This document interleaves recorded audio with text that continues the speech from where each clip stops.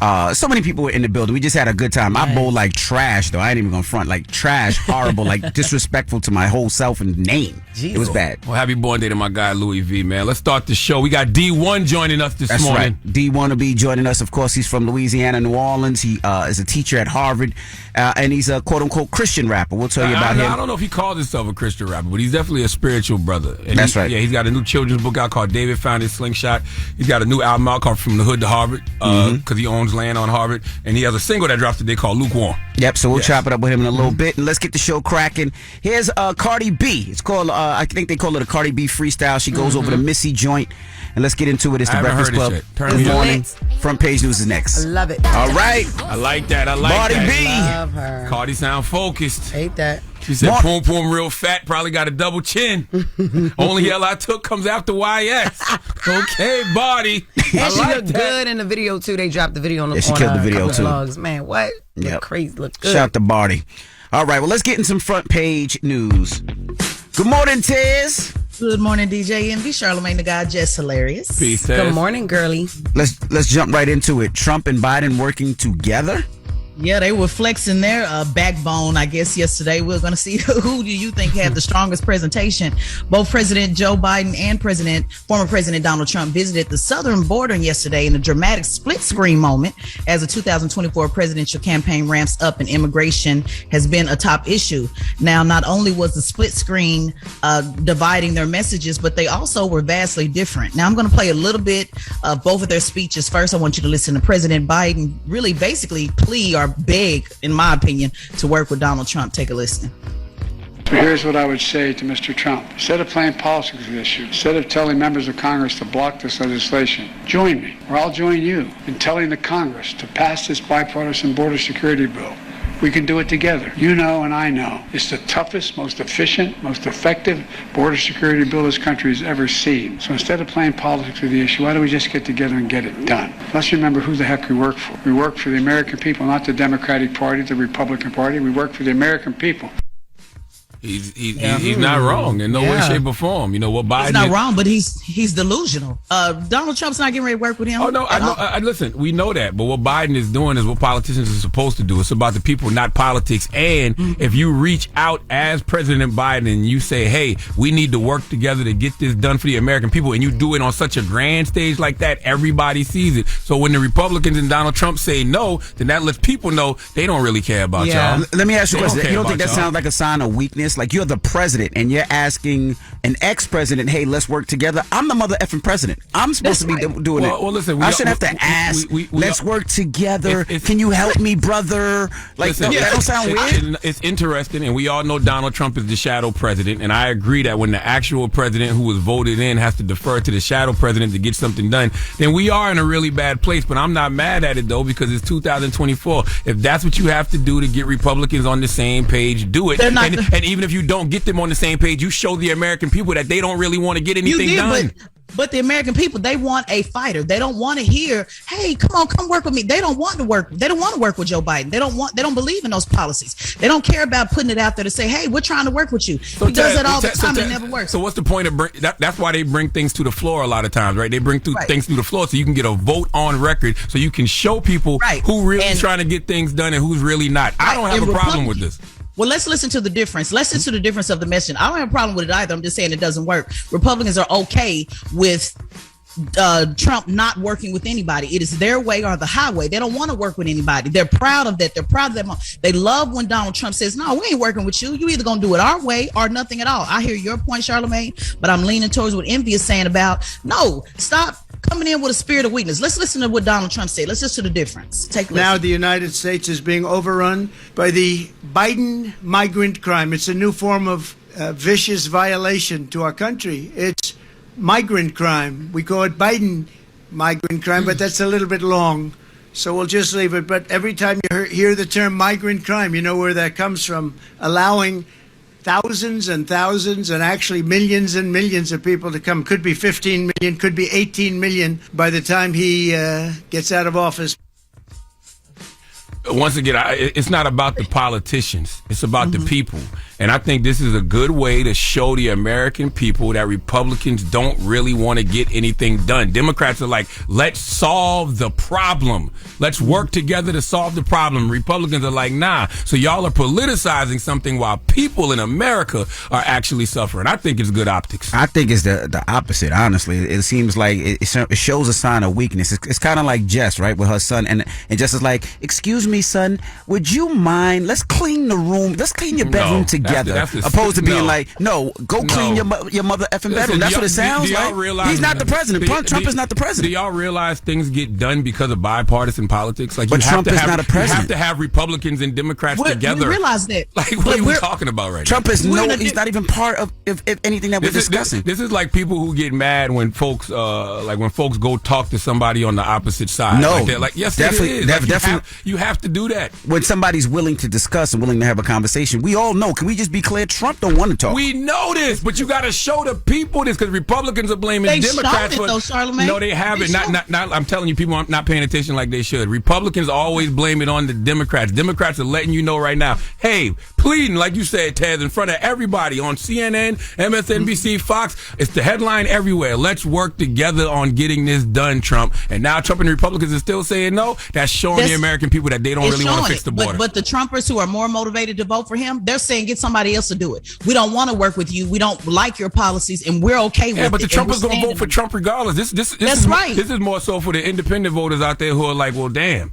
You know, they may still be up in the air about who to vote for. Like, they may still be up in the air because they don't know who's causing the problems. You think people are really up in the air, though, at this stage of the game? I still think there's a lot of independent voters out there. Yeah, especially because what I keep saying, in 2024, it's about the Republicans who are the crooks, the Democrats who are the cowards, and the couch. There's a lot of people who still might be sitting on the couch in November. All right. Well, that is front page. Got to energize news.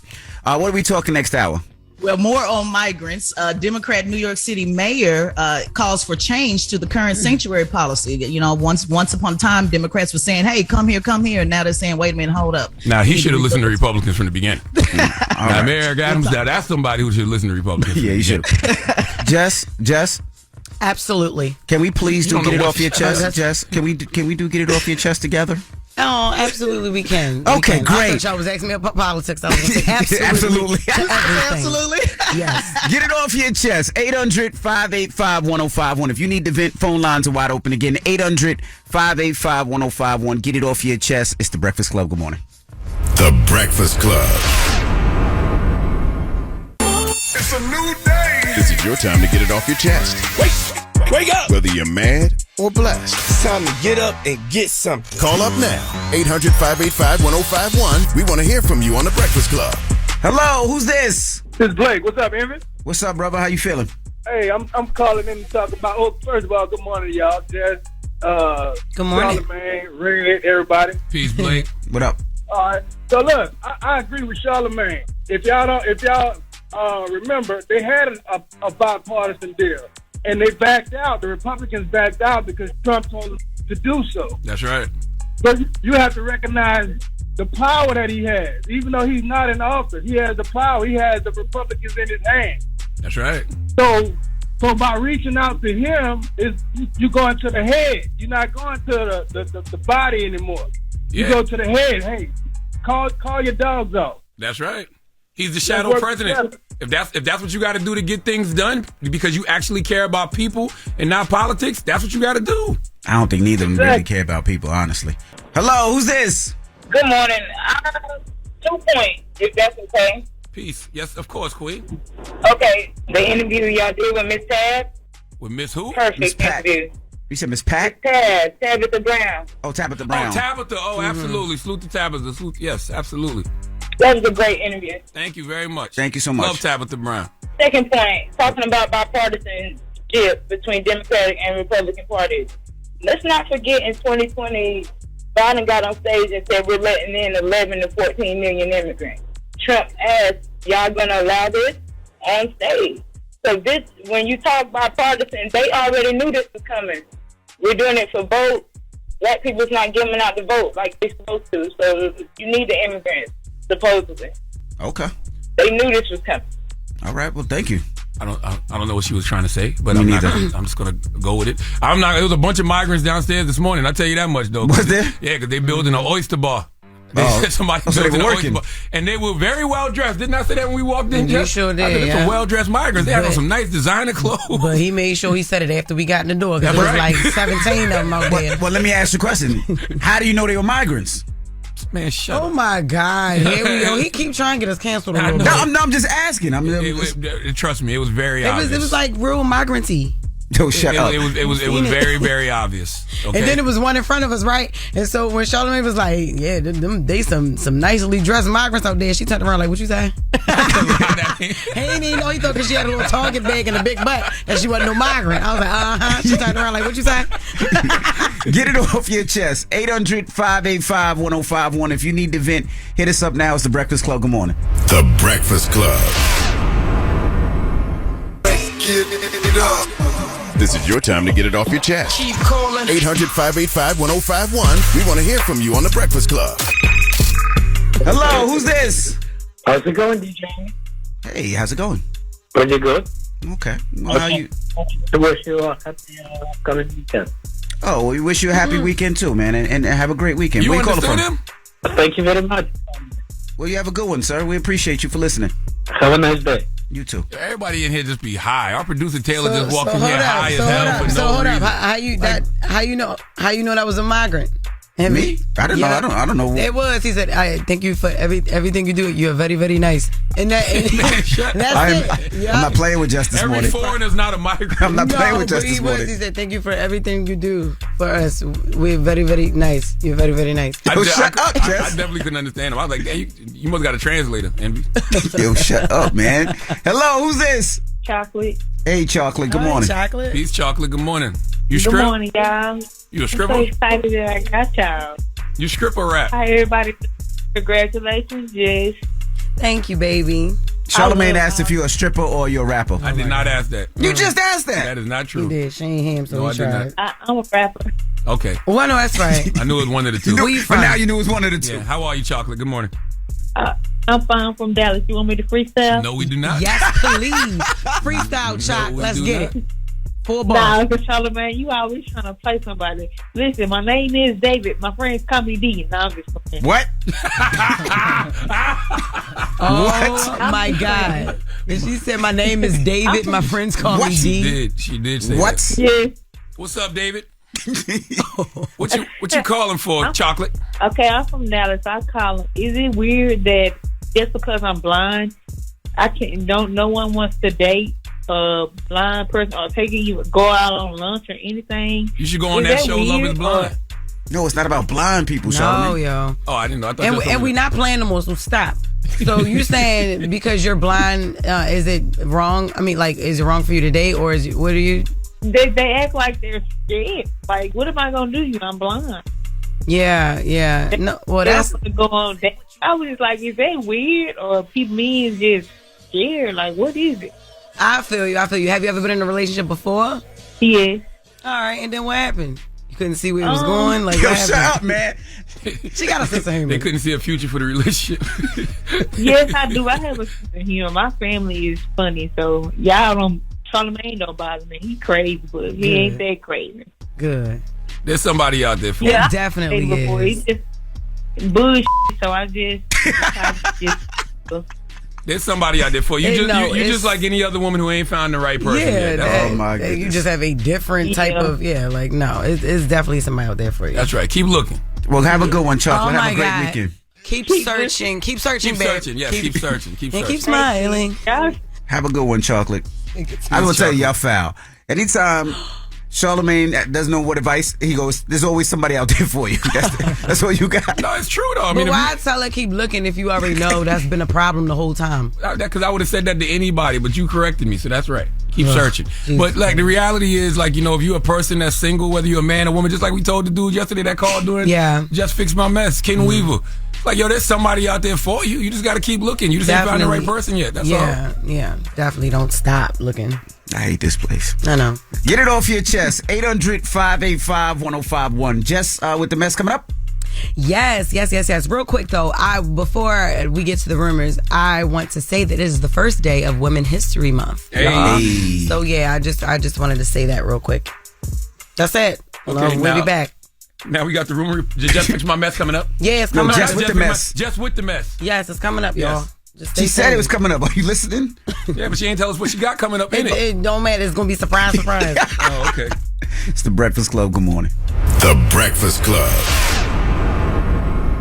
Morning, everybody. It's DJ NV, Jess Hilarious, Charlamagne the Guy. We are the Breakfast Club. I'm out in Atlanta, and let's get to Jess With The Mess. News is real. Jess Hilarious, Jessica Robin Moore. Jess don't do no lying. Jess is gonna bring you numbers. Jess With The Mess, and this is real. On the Breakfast Club. I know they know the difference. Keep it a stack. Okay. Princess Love files for divorce from Ray J for the 4th time. Okay, why is this news? Let's check back in a few weeks, see if that changes. Lil Meech sat down for an interview and spoke about his dad. What else are you going to talk about? Why is that news? Either way, speaking of Big Meech, he's expected to come home in 2025, y'all. Allegedly, because he requested a shorter sentence to the judge. He was originally supposed to come home in 2028. So if y'all don't see him in 2025, he'll be home in 2028. All right, Keke Palmer rumored to be dating Miami Dolphins star Duke Riley. All right, so what? All right, cool. Jada Pinkett speaks on underpaid actors. I don't know why they give me them little stories like that. Jada Pinkett was on the most recent episode of NPR. It's a podcast. And she was asked about black actors being underpaid and her thoughts on how vocal Taraji P. Henson was about that.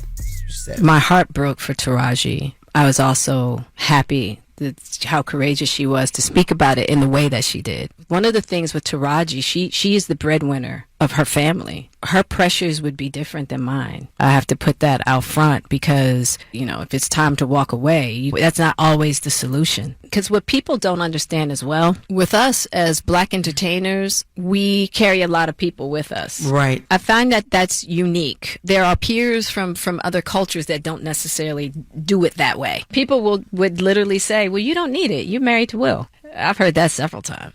I would love to know who those people are. Yeah. Yeah. Because that's crazy. Yes, I want to know how do they convey that to a talent? Like, who are these people? Are these people from the studio? Are these production companies? Like, were they saying this in jest? Or they really meant that in negotiations? Yeah, like, you don't need this because you're married to Will. I think a lot of people would think that. I don't know if they would say that. I think they would give her a low number and be like, she don't need it. You know what I mean? Right. That's what you think, but you don't actually say that to her. She has her own legacy. She has her own, like, she's an actress as well. You know what I mean? So you don't say that, but for people who forgot or, who want to be privy to what Taraji said, we have play number 1. I'm just tired of working so hard, being gracious at what I do, getting paid a fraction of the cost. I'm tired of hearing my sisters say the same thing over and over. I hear people go, you work a lot. Well, have to. The math ain't mathing. And if I can't fight for them coming up behind me, then what the am I doing? I'm sorry. Yeah. And Jada being married to Will, by the way, has nothing to do with anything. Not at all. I'm Jada Pinkett Smith. I'm here doing the work. Right. You got to pay me for the work I'm about to do. Yeah. So I thought that was interesting that, that was a different take on what Taraji said. Jada giving her real truth about that. Moving on, Oprah Winfrey steps down from Weight Watchers board. Oprah is leaving the Weight Watchers after almost 10 years of being with them. She told the company this week that she ain't coming back, because it's like a whole board and she has to be reelected and all that. And the decision came after she publicly announced that she used weight loss drugs. In the past, Oprah was open about the fact that using weight loss drugs is considered the easy way out. And the fact that she's using them now, people are looking at her like, hold up, well, didn't you say that was the easy way out? That's right. I think that had to play to the fact that she was on the Weight Watchers board, you know what I mean? But I always thought that was kind of, weird. And just to say, that's the easy way out when it's really just somebody's preference. You know what I'm saying? Because a lot of people work out and they can't lose that weight. And if it's available and it's there and it's a way that you can do it, people are going to jump on it. Hence Oprah. You know what I'm saying? So according to the documents, her agreement with Weight Watchers says that she will not engage in any other weight loss or weight management business program, products, or service. So she still plans to work with the CEO of Weight Watchers to reduce stigmas surrounding obesity. But I thought she owned a big portion of it. I thought she owned like a huge percentage of Weight Watchers. She's giving up that to an organization. I forgot the name of it. I saw it yesterday. That's why I thought it was strange when she came out and said that she used, I guess, weight loss drugs or whatever it may be. Because she came, if she didn't say it, nobody would have known. But Weight Watchers is a program that's supposed to help people lose weight, and the fact that one of the, I guess, CEOs and owners or percentage owner is using these other drugs, that says a lot about Oprah and her character, though. That's very respectable. Yeah, I think it's good that she actually told the truth, because like you said, nobody would have known if she didn't say anything. Just like Fat Joe and them shoes. So that's right. Don't lie to people. You using weight loss drugs. We're trying to say it's Weight Watchers, and imagine folks buying all this Weight Watchers, and you saying to yourself, "Well, I'm not losing weight like Oprah." It's because Oprah's actually using weight loss drugs.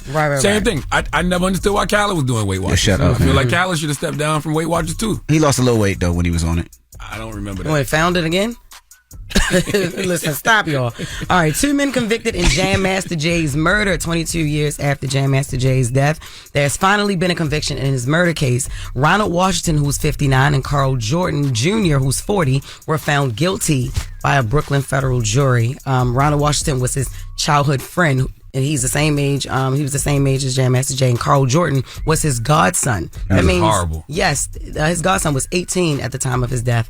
That's crazy. Prosecutors say the murder was fueled by revenge and greed, and it was a drug deal that had gone wrong. The verdict came after a 4-week trial, and all of this is according to a Fox 11 News report. We had a report, but I just said everything in the report because I can read. So thanks. Very, very sad. It's great because they finally found the killers, and they got time.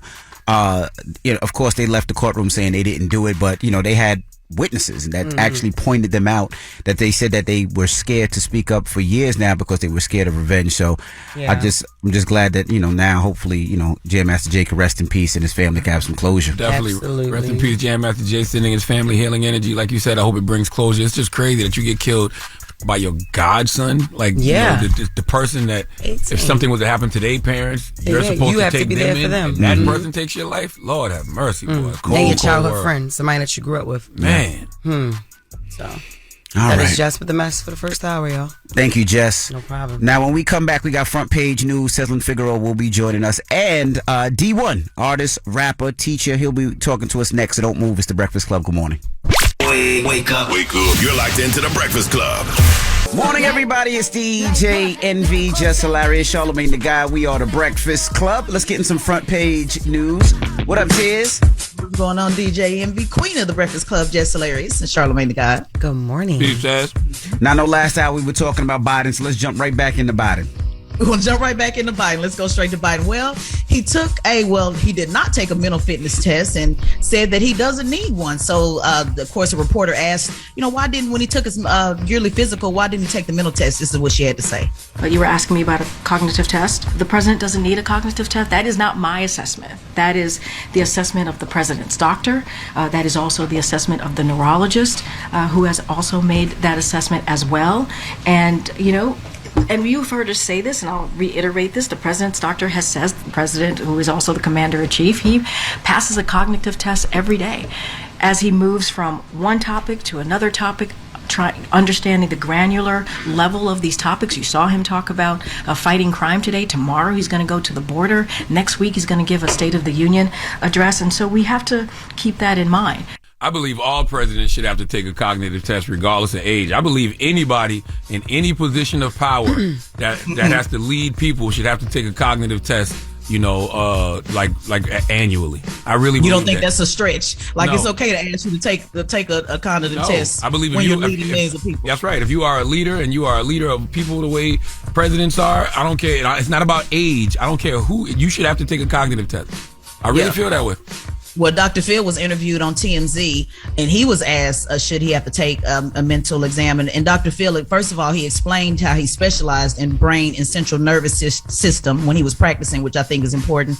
And this is what he had to say about President Biden. If you really had nothing to hide, I think you would hide nothing. And if you had no problem with neurological deficits, wouldn't you want to crow about that? Wouldn't you want to have a transparent neurocognitive examination and show the world that was the case? That kills the issue in the election. Dr. Phil is not wrong.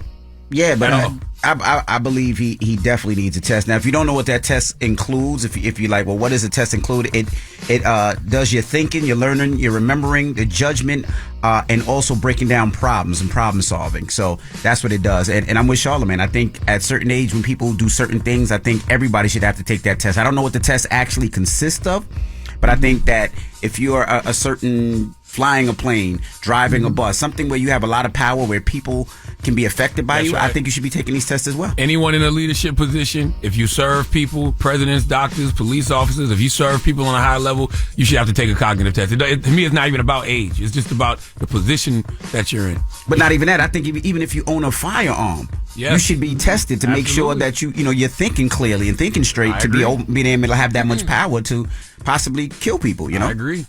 Yeah, and at the very least, he should have taken it, because this is the number one issue that people have, with President Biden, age and memory and, the mental fitness. So this certainly would have shut it down, and this will continue to be a conversation, as we go into the election. So it just seemed like it would have made sense even from a political standpoint. But I want to tell you guys about New York City Mayor Eric Adams, who has wants some changes to the NYC sanctuary policy. He's asked for drastic changes, marking this the first time he publicly endorsed a shift that could put undocumented immigrants who are accused of a crime in the hands of ICE. Take a listen. I don't believe people who are violent in our city and commit repeated crimes should have the privilege of being in our city. It comes after recent high-profile crimes allegedly committed by migrants, including an assault on 2 NYPD officers last month and a tourist shot earlier this month during a robbery inside of a Times Square clothing store. Wednesday, police also responded to a stabbing at a Manhattan shelter. The mere fact we cannot share with ICE that this person has committed 3 robberies, that this person is part of an organized gang crew. Matter of fact, we can't say that and can't communicate with that. That's problematic for me. At some point, Democrats like Mayor Eric Adams need to admit they got it wrong. Last year, when Governor Greg Abbott and Ron DeSantis were sending migrants to those sanctuary cities, and I said that was genius, this is why. Okay, no, you're right. This moment right here is why I was saying that was genius, because eventually Democrats had to admit, there really truly is a problem. This is a problem that never impacted the Northeast like that. It was impacting the Texases and the Floridas, but it never impacted the Northeast. So when those Republican governors were saying, "Hey, this is a problem," now you're right. You don't believe it? Now we're gonna send it to your door. Now people like Eric Adams can say, they were right. They need to say that those folks were right. And just think about it. Just this past January, when I was out here telling folks what people in New York was telling me about the migrant issue, what people in Chicago were telling me about the migrant issue, not politicians, regular everyday working class people, they were saying that was MAGA messaging.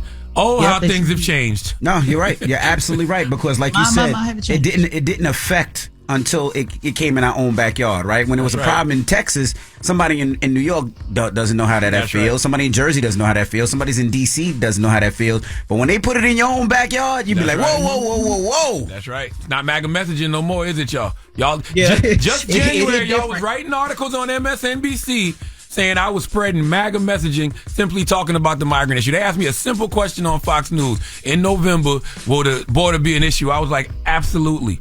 And I laid out reasons why, because of what people, regular, everyday working class people from New York to Chicago were telling me. Now look.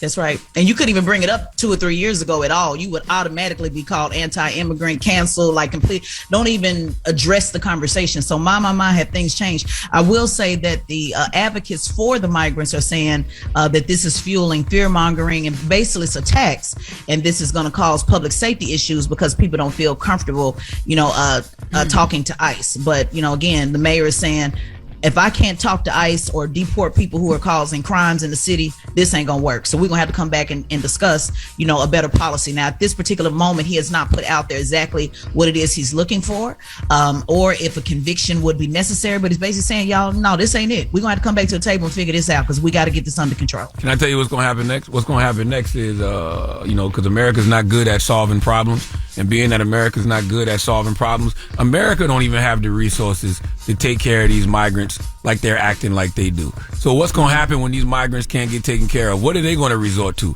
Crime. because they're just going to be trying to survive. And where they probably going to be committing this crime at? In the hood, in rural areas like I'm from, in South Carolina. And then what's going to happen? You're going to have civil wars between people in these hoods, people in these rural areas, and migrants. You're going to have wars between gangs in these areas and the migrants, all because everybody's just trying to survive. America doesn't know how to solve problems, man, at all. And by the way, that's happening now in Chicago. So remember, we covered that in Chicago, Southside Chicago.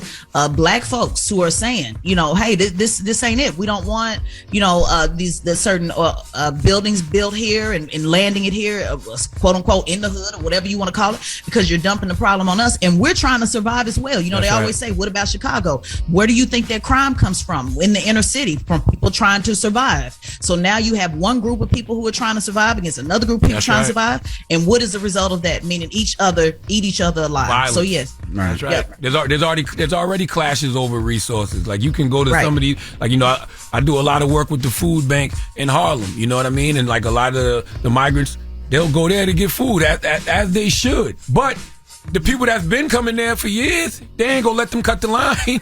So there's already clashes and everything over this stuff. Like, America does not know how to solve problems. We've never known how to solve the problem of poverty in this country, and this situation is just gonna make it worse. All right. Well, that is front page news. Thank you, Tez. Absolutely. Have a great weekend. And make sure you follow at Tesla Figaro on all social media platforms, and subscribe to the Straight Shot No Chaser podcast, hosted by Tesla Figaro on the Black Effect iHeartRadio podcast network. All right. When we come back, artist Dee-1 will be joining us. We're going to kick it with Dee-1. He's a teacher. He's a professor at Harvard, and we'll get into it. So don't move. No, he's not a professor at Harvard. He teaches a hip-hop class or a rap class. No, that's Tufts University. Yeah, it's not Harvard. That he teaches that. I think he went to Harvard. Yeah, he owns land on Harvard. Yeah. Okay. We'll let him tell his story. That's right. We'll talk to him next. It's The Breakfast Club. Good morning. The Breakfast Club.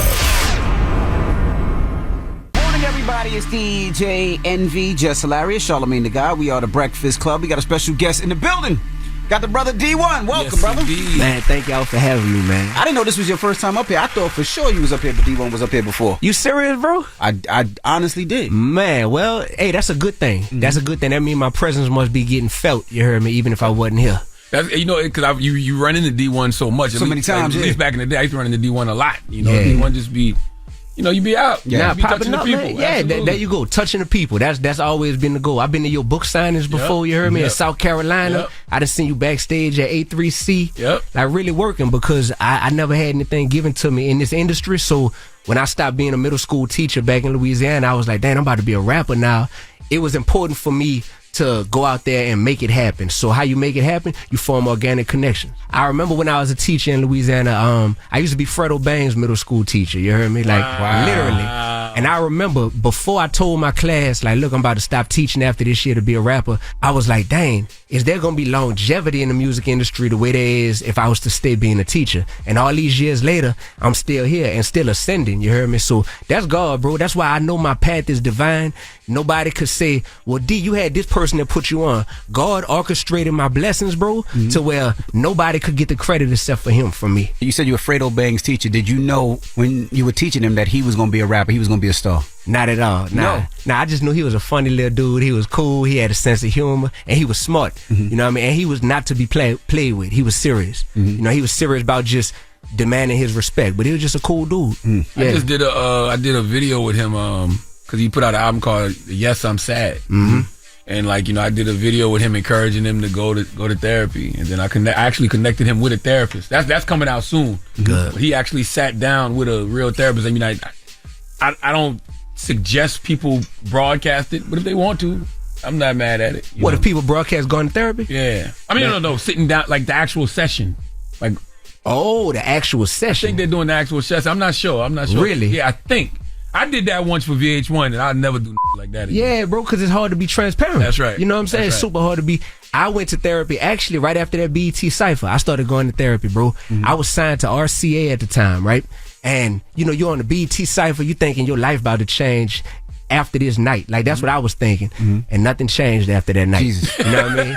Nothing changed after that night. So I was like, dang, man. And I was feeling like, I know I'm the underdog in this industry because, I'm on some righteous stuff. I'm on some put God first stuff. I come from New Orleans. Like, after that, I felt like I blew my shot. It started messing with me mentally to where I was like, dang, I kind of don't even want to be here no more. Not in the industry, but on this earth. And when I started realizing like, then I'm having suicidal thoughts behind feeling like I'm professionally a failure, I realized I couldn't separate David from Dee-1 at that point. And that was unhealthy, you know what I mean? And for the first time in life, I went to therapy. Because I was like talking to my friends that ain't getting it at this point. Talking to my grandma, rest in peace, that ain't cutting it at this point. So therapy really did help me, but ultimately what helped me even more than therapy was understanding my God-given purpose. For like, man, I know who my creator is. I know why I was put here, and I was put here to glorify him. So who am I to think that my whole life is a failure because one moment didn't elevate me professionally? Let me ask you a question. You know, they consider you a Christian rapper, right? I don't know. I don't know if they do or not, you know? Because the reason is I feel like they put you in a box, but there's a lot of rappers that preach positivity and don't preach gang, don't preach guns, don't preach violence, and they're not put in that same box, but they seem to put you in that box. You know why? It's because they smart. The other rappers, they crafty. I ain't gonna say it's smart. They crafty though. They'll have a positive message, but then they'll sprinkle in some, but I'll smash your girl, you know what I mean? Or like, my partners will come spin the bin and murk you. You know what I mean? They'll slide a little bit of that in there. Put the medicine in the candy. There you go. But I don't think that's. I don't think. Wait, you mean put the candy in the medicine? No, put the medicine in the candy.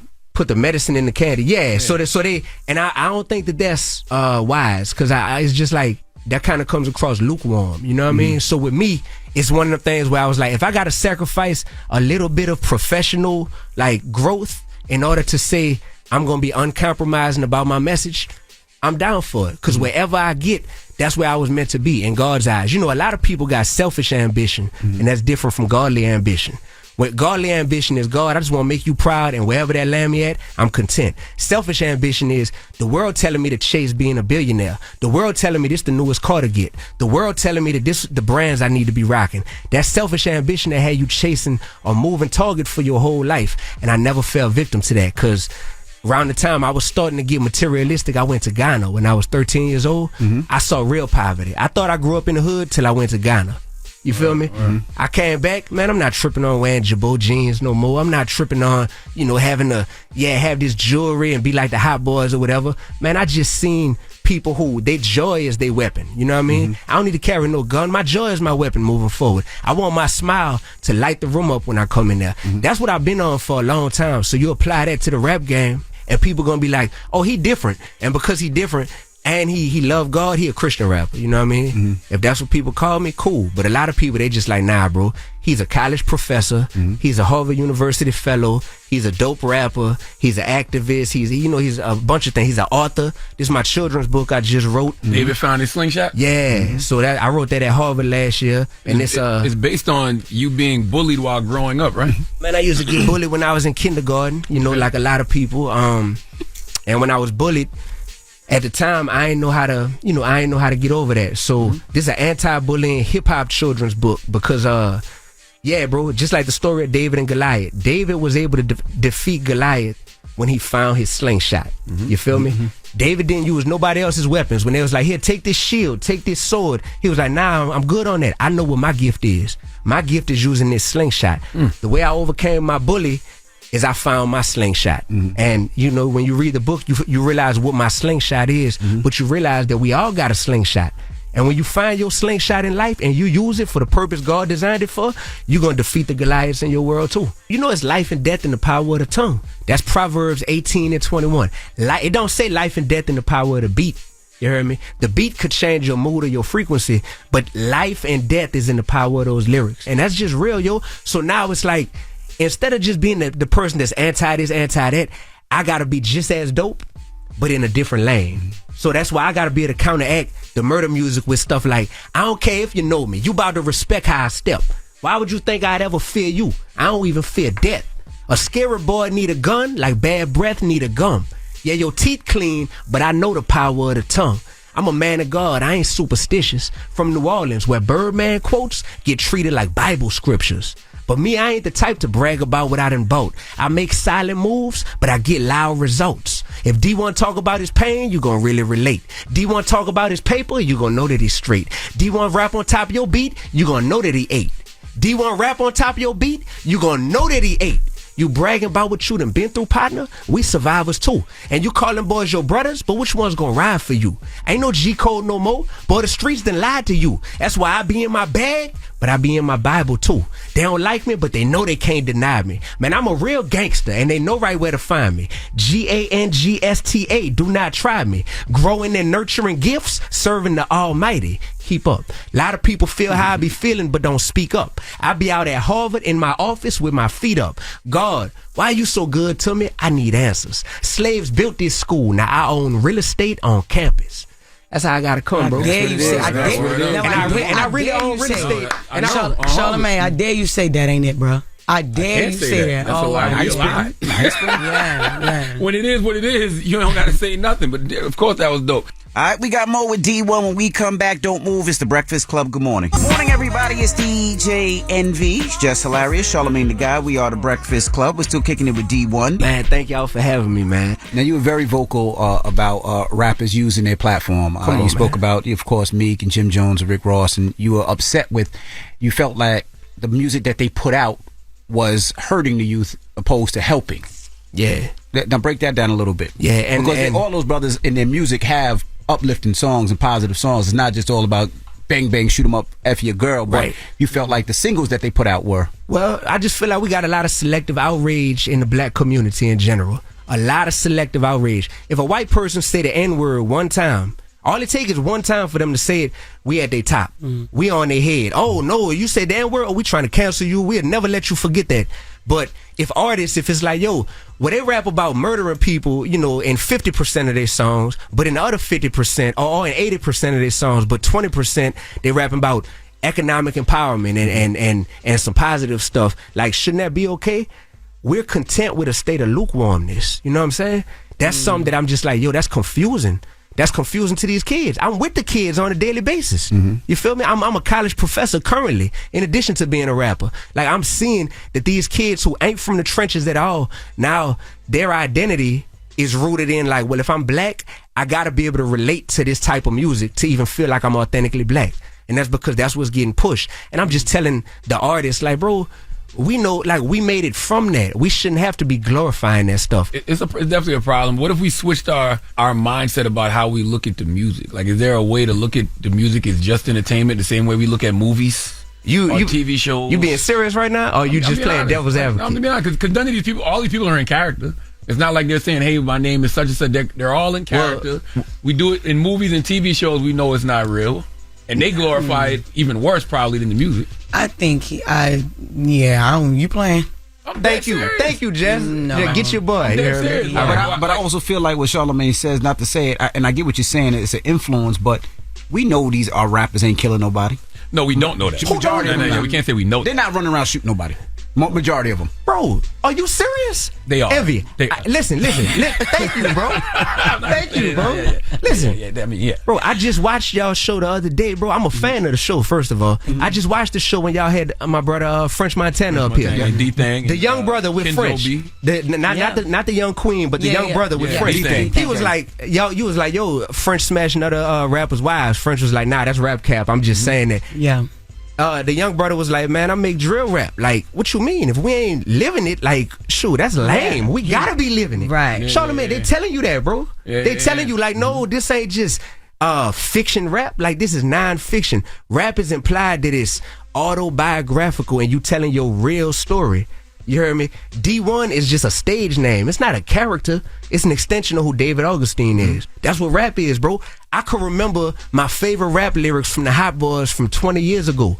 I don't walk around quoting my favorite movies from 20 years ago, line for line, from the whole movie. But I could rap you any Lil Wayne lyrics from 20 years ago. I definitely got me a 38 snub nose because of Tupac and Juice. But that was a movie, though. That's what I'm saying. I've definitely been influenced. I can't say that I haven't been influenced by movies. You old though. That's different. We are way more influenced by music than we are movies, bro. And at the same time, when the last time you seen these actors from movies out here getting killed and getting RICO charges and getting put in jail? I agree. Thank you. So since we agree with that, it's clear that like music has this pull on us, but we content with this state of lukewarmness. Yo, I'm telling y'all, and all I'm saying is we are massively successful. Who's sitting here right now? All us massively successful with our platform. Like, I feel called to not make the next generation feel content with saying, yeah, like, let's glorify this stuff, but let's just not go do it in real life. I wonder about people's environments too, though, because I feel like the environment you come up in influences you way more than music would. I just think the problem sometimes is that people provide soundtracks for the environment. Okay, so that's where, as OGs in hip hop and as success stories, we should be able to, to the youngins coming up, let me show you how you can take that environment and make your environment be a product of you. Because you was chosen, you heard me? Mm-hmm. If you're an artist and you got a huge platform, you know what our responsibility is? It's to make the revolution irresistible. It's not to keep feeding lies to people. I done had rappers had these type of convos with me outside the booth, and then the engineer be like, all right, the beat is ready, and they leave from their chair, they go hop in the boot, and they go kill 40 people in that song. You heard me? But how do you change that? Because how do you change that? Because I heard you say in the interview, it's like, a lot of these rappers you feel are serving two masters, right? Yeah. The man upstairs, or the man and woman upstairs, and then also the money. Yeah. So how do you change that? You got to pick one. Mm-hmm. And who created you? Did money create you, or did God create you? Mm-hmm. God created you, so that's who you're supposed to be serving. Don't become a slave to a green piece of paper. Shout out to my brother Styles P. Man, that's a song of his. I lived my whole life for a green piece of paper. You know what I mean? Mm-hmm. I'm like, dang, that song hit me back when I was in school. Because I was like, dang, I don't want to live my whole life for a green piece of paper that could be torn up. And then once you tear it up, it has no value. Mm-hmm. I don't want to do that, man. When did you first realize you were using your gifts for their intended purpose? Well, the first time I did a show, it was a talent show at LSU. And Miss Afeni Shakur was at my school, right? Wow. Tupac's mom.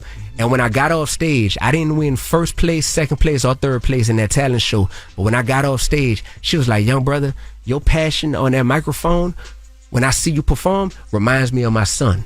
And when she told me that, I was like, oh, I got something special. So I'm like, who would I be to have a watered down message when I know that this message could be life-changing for people in a good or bad way. And you're a professor, right? Yeah, at Tufts University. And you teach students about the intersection of hip-hop and social change. Yes, sir. Break that down. Yeah, so my course that I designed is all about how hip-hop has been used to make social change in the past and how we can use it to make social change moving forward. Because unfortunately, it's kind of veered in the direction of,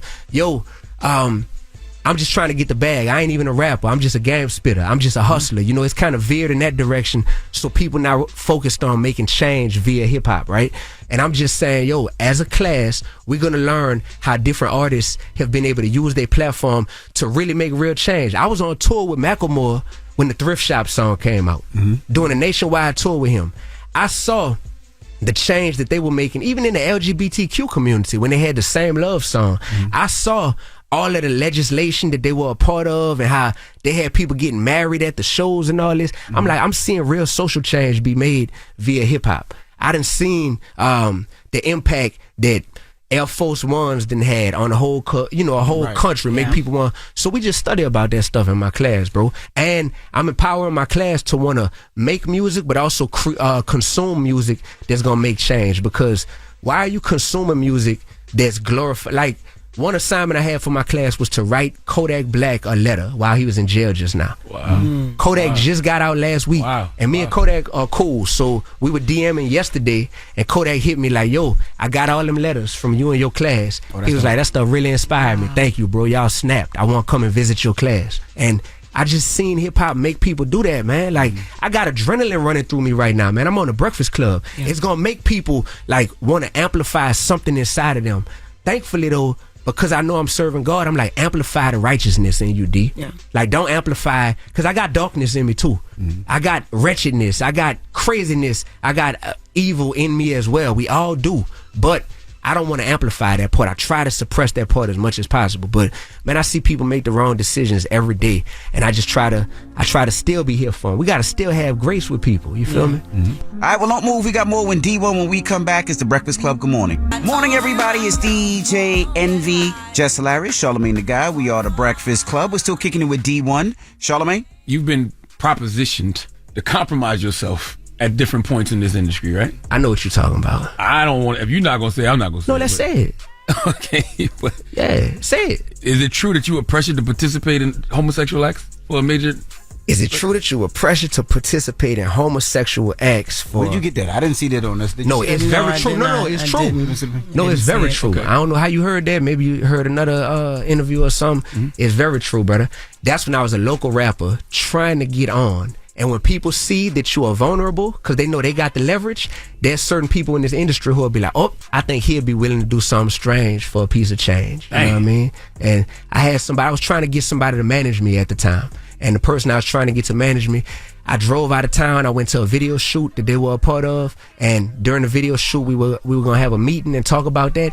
And yeah, that person kind of, implied to me like, yo, like I'll manage you. You just got to do something for me. You hear me? Yikes. Yeah. And when you see them managing artists now, you like, ugh. Man, so actually that person. Jesus Christ. Yeah, bro. No, this a real thing, dog. This ain't I'm surprised y'all don't know more stories like that. I do. No, we do. We know a lot of them, but not about you. Oh, yeah, but it's a real thing that I know, and unfortunately, so that person, they not like some big mogul nowadays. Whatever trajectory they were on, like they fell off. Yeah. I say that, but I want people to know that story because I could have said yes, and I could have had something to this day that's a huge skeleton in my closet that I'm like, damn, bro, like. I'm traumatized behind that, and I had to do that to get on. All I had to do to get on was be real, be righteous, and be relevant. You heard me? Keep God first, man. Absolutely. And I want to ask you one last thing about imposter syndrome, because you got a record called Imposter Syndrome. Yeah. And you're clearly at a place of worthy right now. So when did you get to that place of worthy and was able to say, you know what, I know who I am? Anytime I'm entering a space where I feel like I'm being tolerated and not celebrated, shout out to you for that. I got that from you. I still feel a sense of imposter syndrome. In the music industry, for the most part, I feel like they tolerate me, but they don't celebrate me, right? My fans want me to win so bad. That's why my fans like, we'll name our own price, D. We'll pay for your album. We'll go stream it too, but we'll pay up to $1,000 for your album. I got fans that love me. But the industry, bro, I still feel like they like, dang, D got so many followers. He making so much noise. We gotta let him on this, so we gotta open this door for him. But they just tolerate me. They don't necessarily celebrate me. So I still feel imposter syndrome a lot of times when I'm in industry spaces, because you can kind of tell when people are like, you too big and too powerful at this point to not have you here, but we ain't necessarily like championing you. Like you can see the industry pushing some people to the forefront. You know what I'm saying? So it keeps me humble. It keeps me with a chip on my shoulder. It keeps me feeling like I'm that underdog from New Orleans. I'm David with more Goliaths to have to fight. You think it's more like Sharif and Menace though? It's like, oh, here come D-1 again. He about to preach to us and tell us put the weed down and put the liquor down. Man, I don't, bro, cause I never get that from people that like, man, you come across preachy or anything like that. I'm passionate, but that's why I'm able to be on the phone with a Boosie, on the phone with a Kodak Black, you know what I mean? Kicking it with Manny Fresh, Juvenile, like all these, like, man, I'm just a regular dude, bro. I'm really just a regular dude who is simply not a slave to money, and I know who I serve, who we said we all serve, which is God. So because of that, cool, man, I can't be content with things that's not glorifying God that's happening on my watch and in my space. Bro, I'm on the Breakfast Club right now, man. I gotta say some stuff that's gonna impact people even after we long gone and we not on this earth no more. I understand it, because the negative is definitely amplified. So when people say things like, man, how come D-1 just don't reach out to some of these people personally? I mean, you got to say what you're saying about the positive, and you got to amplify that too, right? Like that got to be said publicly if the negative is public. Thank you, bro. Thank you. Listen, man. Public actions deserve public responses. We have an industry that is putting this music out publicly every day. If I go on every playlist in the world right now, it's being curated with murder music, with music that's disrespecting our women, that's glorifying drug dealing. With that being said, man, it's got to be addressed publicly. It can't be like, why you don't hit all these individual artists up behind the scenes? And I'm not interested in, let me go at the industry. Who is the industry? I don't know who the industry is. Y'all had Leo Cohen on here talking about, hey, I got mouths to feed too. You know what I'm saying? Man, listen, America doesn't want to heal your trauma. America wants to monetize your trauma. This industry don't want to heal your trauma. They want to monetize your trauma. So I'm like, let me empower the artists and the fans to simply be smarter and say, let's continue to make hip hop. Let's continue to listen to hip hop, but let's make a healthier version of it that's going to be better for all of us. You know what I'm saying? Talk to us about the Platinum Pledge before you get out The of here. Platinum Pledge, oh man. So the Platinum Pledge, all right. in the music industry, the highest standard of success is going platinum, right? Mm-hmm. So I turned platinum into an acronym. It stands for People Leading a Transformation Involving Newly Unified Mindsets. That's what platinum stands for. The Platinum Pledge simply says that we are taking a vow that we will not create, support, or promote music that's glorifying murder, glorifying drug dealing, glorifying the disrespect of our women, and glorifying sexual irresponsibility. That's the Platinum Pledge. And I'm unifying people to say, yo, there's actually more of us who agree with this than don't agree with this. But the industry will make you feel like, oh man, I'm the only one, or I'm lame if I don't want to hear murder music. You know what I'm saying? So the Platinum Pledge, brother, thousands and thousands and thousands and thousands of people have signed it already, bro. Now I'm on the Breakfast Club talking about it. People could go to my website, Dee1music.com, Dee1music.com, and go sign the Platinum Pledge. And I'm unifying all these thousands of people together to say, now here is how we create a healthier hip-hop space for all of us. That's what the Platinum Pledge is, bro. I would love for y'all to sign it. You heard me? Definitely gonna sign it. Real talk, man. That's bro. That is life-changing, bro. That is life-changing when we see this ain't about canceling nobody. This ain't about we don't love this person. We want everybody to be a part of this shift, but we want to make it together, man. That's huge, bro. So that's what the Platinum Pledge is. And I've been doing these meetings going from city to city called Rappers Only. In New Orleans, I kicked it off in my hometown. We had 100 rappers in the same room. Gangster rappers, Christian rappers, backpack rappers, females, all kind of stuff, right? And we in there, Rappers Only. And we talking about what's the mental side of what goes into why we make the music we make. Monetarily, like how important is it to make money off of the music we make? What's the message we want to put out there? It's basically therapy for artists. And me doing this and doing these Rappers Only meetings from city to city, this stuff is making artists feel like, dang, bro, like finally I could express some stuff that I couldn't express to my fan base, or I couldn't express like to other people that don't just get me, man. I'm trying to unify us so we could be better, bro. And not trying, we doing it at this point. You heard me? Give me your Twitters and Instagrams and all that stuff, D1. All my social media is Dee-1 Music, DEE1 Music. You heard me? All my social media and on streaming platforms is just Dee-1, DEE-1. I got 11 albums out and counting. Y'all go check it out. Newest album From the Hood to Harvard, please. And look, I want to bless y'all with these patches, limited edition patches. Yeah. Be real, be righteous, be relevant. That's my collaboration I just did with Levi's. Envy, I got you, brother. Thank you, bro. You hear me? Yeah, man. So that's my motto. When I say 3 is up, that's what it means, brother. Be real, be righteous, be relevant. And hip-hop, I know we could do all them things, and we're going to win together. Congratulations on the collaboration. Thank y'all, man. I can't wait to see y'all next time, bro, because we got to keep this journey going. You hear me? That's right. Well, it's Dee-1. It's the Breakfast Club. Good morning. Man. And let's get right with Jess with the Mess. News is real. Jess Hilarious, Jess Jess don't do no lying. Jess is gonna bring you numbers. Jess with the Mess, and news is real. On the Breakfast Club. I know they know the difference. Okay. Mama D accuses Bambi and her mother of going to jail for fraud multiple times. Mama D, give it up. All right. Meek Mill willing to die over DJ Academics beef. Ack call him Freak Mill. Meek Mill, come on now. This is it. I ain't even going in there. Why are you willing to die? Please. What happened to prison reform? Prison reform, please. Now, I will say, I did see some funny stuff on the internet yesterday. They said that Diddy getting everybody involved in a Freako case. They catching Freako case. Don't ever be willing to die. I agree with that. Jada Pinkett Smith wants Willow to have a relationship like hers. Which one, please? Which one? Like one with Will or one with Tupac or one with... Could you stop? Why? No. Jesus, Jess. Why is that a headline? No. Jesus. That's your Baltimore sister. Yeah, she is a Baltimore aunt. And Don't do that. And Will is a great human. I would love for one of my daughters to bring home a Will Smith. But all right, let Willow have her own. You know, that's fine. I bet you would. Wow. But maybe you wouldn't. You don't know. Come on now, stop. We don't know them people like that. All right, Bradley Cooper admits it took 8 months to really love his daughter. Bradley Cooper recently appeared on the Armchair Expert podcast. And these podcasts, they get funnier and funnier and more interesting and weird to me because he spoke on struggling to find a connection with his daughter when she was first born. I remember the first time I realized, because everyone's like, I would die in a second for my kid. I'm always like, if I'm being honest, I don't know. Like the first 8 months, I'm like, I don't even know if I really love the kid. We don't know her yet. It's dope. It's cool. I'm watching this thing morph.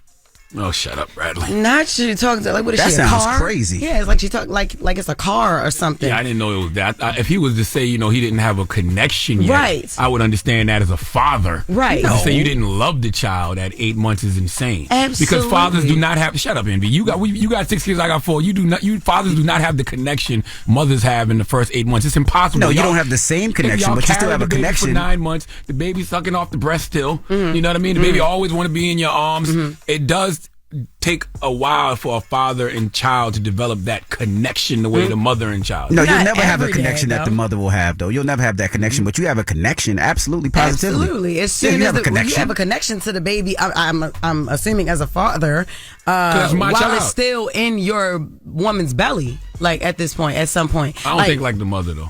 Okay. I mean, you can no, do never never like the mother. We're not take away from the mother. Just you being that child's father. Correct. And you expect, especially if you want the baby.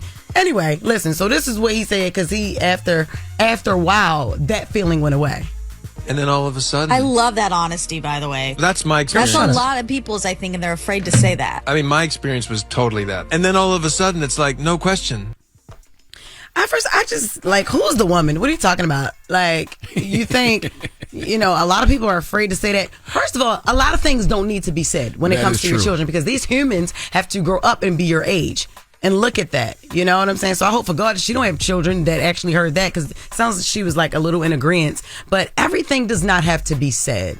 Well, there's too many microphones around for that, Jess. I know, right? A lot of equipment is being But it doesn't sent even out. make sense what he's saying because, like you said, just fathers have a connection. If you're in your child's life, you have a connection. You'll never have a connection like the mom. That connection will never happen. Right. But you have a connection. You feed your child. You hold your child. You change your child's pampers. You have that connection. To say I didn't know I Let me say loved her, though. I didn't even know if I loved her. I'm watching it grow and I'm seeing it morph into this thing. What are you talking about? When he says things like he didn't love his child, that's strange. Yeah, but if he would have just said, I had to develop a connection with my child, I absolutely would have understood that. Absolutely. Because, salute to all the fathers who are very active in their child's lives in the first 8-9 months. I don't know if that's majority of us. No, that's crazy. The women are doing way more. Okay, than we are. now moving on. Dr. Umar and Lil Yachty debate on who's responsible for BBLs taking over. Now, at first, I know the headline is kind of like, what? And that was about to be a throwaway too. But after hearing them debate about it, I agree with both of them. You think women got the BBLs more to impress their girlfriends I say more. than to be viewed as attractive as a man? I didn't say more, but I do think there's Which women. one leads? I think it's just for self-esteem. I think sometimes women look in the mirror. Did you hear what he just said? But not it's for what? But for self-esteem, Yachty. Right, for themselves though. It don't have to be for another man. Okay, but why is the self-esteem low without the BBL? It could be based on your friends. No, it's based on the values of the culture and the society in which they live. And we got to admit something, black men. We have sexually objectified the black woman into a sexual instrument. And you know why this hurts me? Who's the #1 sex trafficking victim in America right now, Yachty? Teenage black girls. I know that. 12 to 17. They both right. They are definitely both right because I can even attest to that. I have a friend who, after I got like my fat transfer, which is the same thing as a BBL, I just wasn't calling it that until everybody was like BBL. All right, I got a BBL, and I got my boobs done. After I got that done, she, who has always had a problem with her body, she always thought that she resembled a boy because her breasts were flat, but never had no hips, no butt, nothing. She wanted it even more. Then another one of our friends got it done, and she wanted it even more. That wasn't even to impress a man. That was to impress herself when she looked in the mirror. She always thought, like, even as a 16-year-old, like, yo, I don't like the way I look. So she would always wear baggy clothes. You know what I'm saying? And then there's the other side of it where where a lot of women do want to appeal to a man. You know what I'm saying? And that's Both why sides, So right? I agree with both sides. We need more body positivity. Like, absolutely. You should love every shape. Yeah, and there are things that exist like bodily dysmorphia where people keep on working on themselves and they think as long as they do that, they'll be satisfied. But those people never end up satisfied. And we need to hear from more men or just people who love the thin women who love the natural bodies, just the natural. bigger women. You know what I mean? Like which are natural bodies. That's right. You know, BBL should stand for big back love. So for everybody out there who has big back love, no, seriously, if you're a lover of big back people, you are. Listen. I have another story, and I dare you. Don't say another thing about a big back. Look, don't swear that finger. Go, Jess. Go, Jess. Ignore him, Jess. Ignore him. Look, Terrence Howard ordered to pay over $900,000 in back taxes. Over 9 years, Terrence racked up a $578,000 debt with dollar debt with the IRS. And over that time, over the course of time of him not paying it, it was interest and other penalties included. So now it's over $900,000. And the Justice Department sued him in 2022. But he reportedly sent them a voice message refusing to pay it, yo. And it said 400 years of forced labor. He's talking about slavery here. Oh boy. And never receiving any compensation for it. Now you have the gall to try to prosecute and charge taxes to descendants of a broken people that you are responsible for the causing the breakage. And then he left another message because they ain't responded to that. They like, give us the money. So then he called back and said, in truth, the entire United States should, by default, become the property of the descendants of slaves. But since you do not have the ability or the courage to do it, let's try this in court. We're going to bring you down. Who? I do agree with him that the descendants of slaves should not have to pay taxes, just because that should be some type of form of reparations for us. I really wish that happened. But I hate the headline that everybody's running with where they're saying Terrence Howard gets hit with tax whatever after making the comments. No, he had that before. Yeah, that's something. That's why he made the comments. That's why he made the comments. And then not we're going to bring you down. No, sir, they're going to bring you down in court if you don't pay them the money. He's going to jail. That's true. Yeah, so I just wanted to make that known, y'all. But that is Jess with the Mess with the second hour. And her news is real, allegedly. And didn't Wesley Snipes have the same thing? He didn't want to pay and they locked him up too, right? But he ain't throw slavery at nobody. Oh, he ain't throw slavery. Okay. All right. All right. Well, Charlamagne, who you giving your donkey to? Man, let's talk about this greedy ass capitalist society that we live in, man. We need Gary. What's Gary's last name? Gary Pilnick. He's the CEO of Kellogg's. He needs to come in front of the congregation. We'd like to have a word with him. All right, we'll get to that next. It's the Breakfast Club. Good morning. Your execution on the donkey of the day is something to behold. Is it a read? He gave me donkey of the day, and I deserve it. People need to know. Well, you need to tell them. I am. You have the voice. Tell them. Tell them.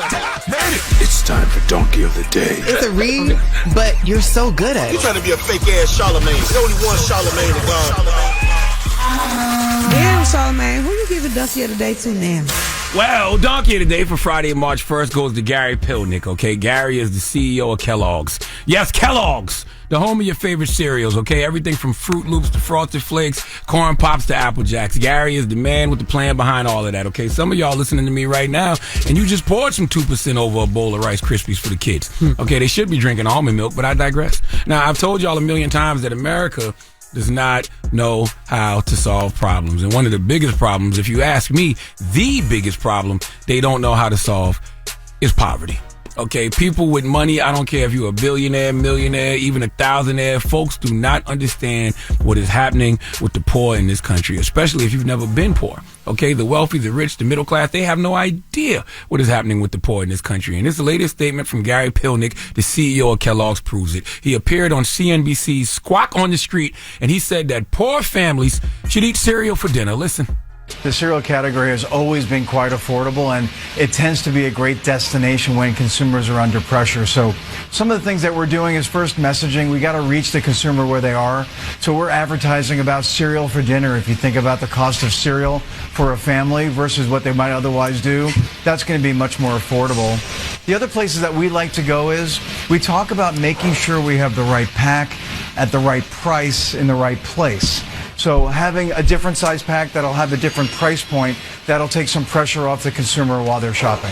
So those are some of the things that we're doing. But in general, the cereal category is a place that a lot of folks might come to because the price of a bowl of cereal with milk and with fruit is less than $1. So you can imagine why a consumer under pressure might find that to be a good place to go. Right. I'm all for innovation and marketing, but the idea of having cereal for dinner, is there the potential for that to land the wrong way?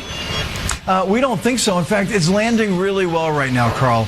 When we look at all of our data, of course, we would know that breakfast cereal is the #1 choice for in-home consumption. We understand that for breakfast. It turns out that over 25% of our consumption is outside the breakfast occasion. A lot of it's at dinner, and that occasion continues to grow, as well as the snacking occasion. But cereal for dinner is something that is probably more on trend now, and we would expect to continue as that consumer is under pressure. Hey, yo, Gary Pilnick, I need you to shut the F up forever. Okay, shut your rich, privileged, disconnected ass up forever. First of all, 2 things are wrong with this statement. And Gary, you would know this if you decided to actually have conversations with the people you're talking about. Poor people been eating cereal for dinner, okay? We've been eating breakfast for dinner, and not because we wanted to, all right? And how about this? The cereal some of us had to eat for dinner wasn't even Kellogg's. You know why? Because we couldn't afford it. Great value, everything. All right, store brand, everything. We couldn't afford Rice Krispies, so we had the toasted rice. All right, we didn't have Kellogg's Frosted Flakes. We had Great Value Frosted Flakes. This is the difference between Kellogg's Frosted Flakes, okay? Because they had Tony the Tiger. Great Value Frosted Flakes had a polar bear who didn't even have a name, as far as I knew, okay? And he might not have even been a real polar bear because he had ski goggles on, gloves, and a scarf. Having to wear that defeats the whole purpose of being a polar bear, so he might not have even really been one. Kellogg's Raisin Bran, they had the sun on the box. Great Value Raisin Bran does not. You know why? Because the sun don't shine on the poor in this country. The nerve of Gary Pilnick to tell poor people to eat cereal for dinner. This is why I say America doesn't know how to solve problems. This is the CEO of a Fortune 500 company, and the only thing he can come up with in regards to people being hungry in this country is they should consider eating cereal for dinner. And guess what, Gary? Sadly, we're already doing that. Okay? If folks have to eat cereal for dinner, they probably going to still be eating Great Value. Not Kellogg's, because Kellogg's is still too expensive. I grew up in 1978, single wide trailer, dirt road, Mounts Corner, South Carolina, and Kellogg's anything was a luxury. Okay, it was a luxury then. And guess what? Prices have risen to 28% over the last 4 years. People can't even afford to eat what you're suggesting to eat. At least not your brand. Okay? Listen to me, Greg. Kellogg's latest financial reports, and you know this because you're the CEO of the company, the company's current revenue is over $15 billion. Okay. They made that in 2022, and that was an increase over 2021 when they made over $14 billion. Moral of the story is they made crazy paper. How about take some of that money and use it to help the poverty problem in this country? Y'all make more than enough money to be a part of some type of real solution, and you should, because overcoming poverty is not a gesture of charity. It is an act of justice. It is the protection of a fundamental human right, the right to dignity and a decent life. You know who said that? Nelson motherfreaking Mandela. Y'all got all the money, all the resources, and you telling me the best idea you got is for folks to eat cereal for dinner? I got a question for Gary and other rich people in positions of power who have the ability to at least attempt to solve some of America's problems. How long y'all gonna keep playing in poor people's faces? How long before poor people get fed up and come to snatch your plate? You making millions. You run a company making billions, and you tell poor people they need to eat cereal for dinner, even though poor people are way ahead of you and been doing that. How long are you going to play with people's problems and not come up with solutions? Because I'm telling you, America, we are right where a great black philosopher by the name of Tupac Amaru Shakur told us we would be in this greedy-ass capitalist society. Let's listen. If I know that in this hotel room they have food every day, and I'm knocking on the door every day to eat, and they open the door, let me see the party, let me see like them throwing salami all over just like throwing food around, but they're telling me there's no food in here. You know what I'm saying? Every day. I'm standing outside trying to sing my way in. You know what I'm saying? We are hungry, please let us in. We are hungry, please let us in. After about a week, that song was going to change to we hungry, we need some food. After 2-3 weeks, it's like, give me all the food, breaking out the door. And after a year, you just like, you know what I'm saying? I'm picking the lock, coming through the door, blasting, you know what I'm saying? It's like you hungry, you reached your level, you don't want any more. We asked 10 years ago. We was asking with the Panthers. We was asking with them, with civil rights movement. We was asking, now those people that were asking, they're all dead and in jail. So now what do you think we're going to do? Ask? Please give Gary Pilnick, the CEO of Kellogg's, the biggest hee-haw. Don't tell me you can't do nothing, okay? I got a partnership with the Food Bank in Harlem. You can go to foodbanknyc.org right now to make a donation. They give away 100,000 meals a month right there in Harlem, okay? And groceries to people. $1 provides 10 meals, okay? So if I'm in partnership with them, imagine what Kellogg's could do. That's all I'm saying. That's crazy. You hungry? Absolutely. Okay. I'm not going to eat no damn cereal. Okay. That's because we got food out there. All right. Salute to Will and Daughters Catering, for providing food. Got everybody in here getting their back big. Yes, we got. Speaking of back big or back small, whatever, I'm gonna eat. And we got jerk wings. It's jerk. What is it? Jerk chicken wings, macaroni and cheese. They got 2 kinds of macaroni and cheese. They Who are you talking to? I don't know who she's talking to right now. I don't care. Well, let's go through the airways, make everybody hungry. They got shrimp, salmon. All right. We just talked about people not being able to afford food. Could you stop? Why would you do that? Most people not listening to the radio. They trying to get their next meal. What are you talking about? But let me ask you a question, right? He was talking about broke meals, right? When people can't afford it, what meals do people use? And he was saying that cereal should be. Why he's talking about food? You see what I'm saying? Why fat Big Mac coming in? Why? God damn, that chair became a low rider. Listen, what was the reason? Hey, just to let y'all know, they got tater tots too, and then they got 2 different types of mac and cheese. What are you talking about? I heard Jess talking about it, so as the president of the Fat Lives Matter, we don't need the rest of the menu. I had to come in here and just kind of. We don't need the rest of the menu. We're opening up the phone lines. They got 800 585-1051. We're asking, we're talking about meals that people can use. It's inflation. We're calling it the broke meals. The broke meals that people Eating While usually Broke. use. Salute to Colleen Witt. She has a great podcast called Eating While Broke. I was going to say, isn't that a podcast? Yes, it's on the Black Effect iHeartRadio Podcast Network. So let's open up the phone lines. I don't like broke meals. I don't like the way that sound. Y'all got to stop. Affordable meals. Affordable meals. Thank you, because broke meals is crazy. Don't keep doing that. 800-585-1051. I know as a kid, my cousin, when we used to go to grandma's house in Starrett City in Brooklyn, he used to eat ketchup sandwiches. That was his thing. He'd like ketchup sandwich. It wasn't expensive. You could just a little ketchup, bread, go. Peanut butter jelly, oodles and noodles. Yeah, right? Those are great meals. We doing that now. This There's a woman in this room right now who came over to my house and there was amazing food on the table, and she was like, "No, I want oodles and noodles. This is nasty." I'm not gonna say her name. I'm just gonna say she's from Baltimore. You know what I'm saying? You know, and she oodles and noodles. That's what I wanted. If you spread out the peanut butter and jelly, just do jelly sandwiches. Then you can save the peanut butter for the next week. So that's 2 weeks. Man, go run around the station or something. Go run around the station. Go. You get a peanut butter sandwich, and then the next week you got a jelly sandwich. All right. 800-585-1051. Let's talk about affordable meals. Sometimes you got to put things together. Ain't much in your cabinet, and you put things together to make sure you satisfy your stomach. Now, Big Mac, you got to do a lot to satisfy your stomach, but that's what we're talking about. 800-585-1051. What are those meals? Let's discuss. It's The Breakfast Club. Good morning. The Breakfast Club. Steady calling my phone. Made it. It's topic time. Call 800-585-1051 to join into the discussion with The Breakfast Club. Morning, everybody. It's DJ Envy, Jess Hilarious, Charlamagne the Guy. We are The Breakfast Club. Now, Charlamagne gave donkey today to who? The CEO of Kellogg's. His name is Gary Pilnick. And he was on CNBC's Squawk on the Street, and he said that poor families should eat cereal for dinner. I mean, the reality is poor families in this country, we've been eating cereal for dinner. And the funny thing about what he's saying is he's the CEO of Kellogg's. We couldn't even afford Kellogg's. We was eating all the great value cereals, back then. So that's what, and even in over the last 4 years, Kellogg's has increased in price 28%.